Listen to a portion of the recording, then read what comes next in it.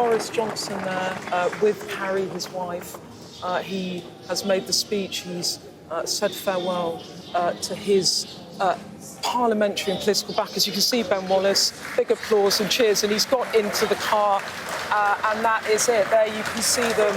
The children not there, they're small, toddler and baby Romy, yes, less than a year old, and that's it, the end of the Boris Johnson regime.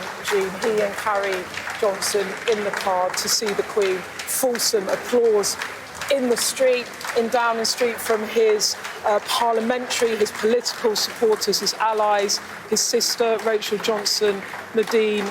There's sadness here, there's hugs, and that's it.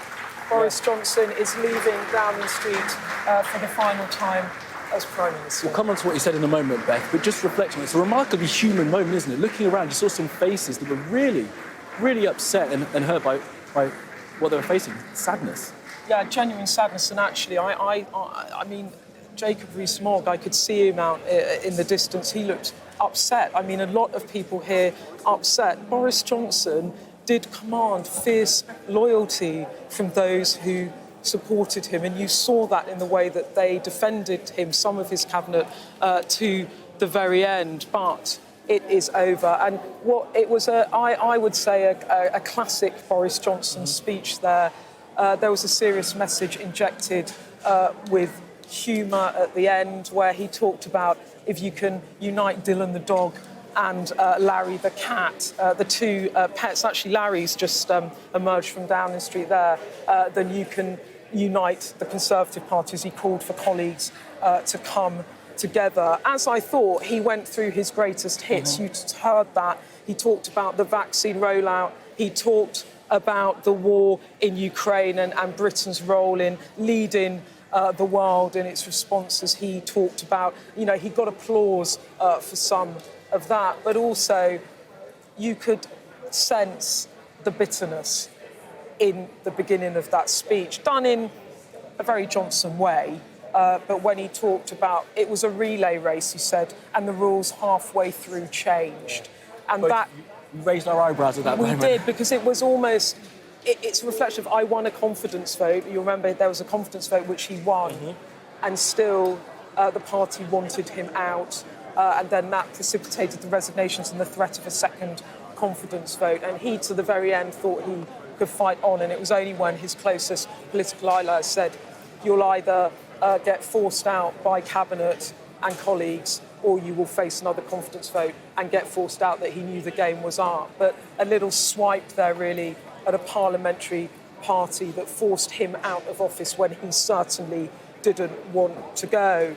What did he say about the energy crisis? Because that is what the country really care about at the moment. He said that the government will give people the cash they need to get through the energy crisis.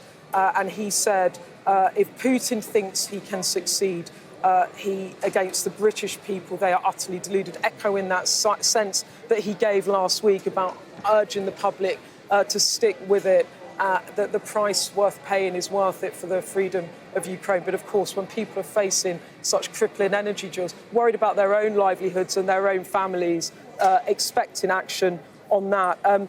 What did he say about party unity? He said it's time for politics to be over, and he said it's time to get behind Liz Truss and her programme and deliver for the country. And the issue about the programme is actually the difference in economic approach of the Sunak camp versus the Truss camp. It's going to be a big issue over the autumn as she does record levels of borrowing potentially in order to fund first energy price freezes in some form potentially, and then those promised tax cuts. And what does it do to the markets? You've seen the pound devaluing now at near 3-decade lows as investors get nervous about the economic credibility of the UK.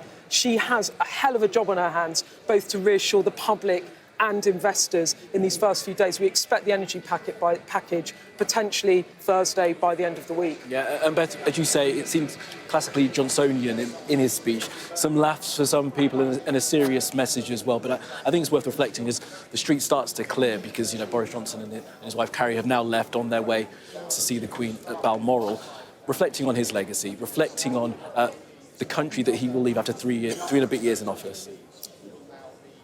Boris Johnson has been one of the shortest serving prime ministers in modern history, which, given that he won, as he said himself, the biggest electoral majority since the days of Margaret Thatcher, you expected him to have a long run at the Premiership. We expected, I remember talking about it on the night he won that election, that he had won the power to reshape this country with a majority that David Cameron nor Theresa May never enjoyed when they were Prime Ministers. He had it within his power to really change the country. And in the end, as I said, at the time, in the end, it was his own missteps that brought himself down, that brought an end to his reign. But he is a consequential Prime Minister.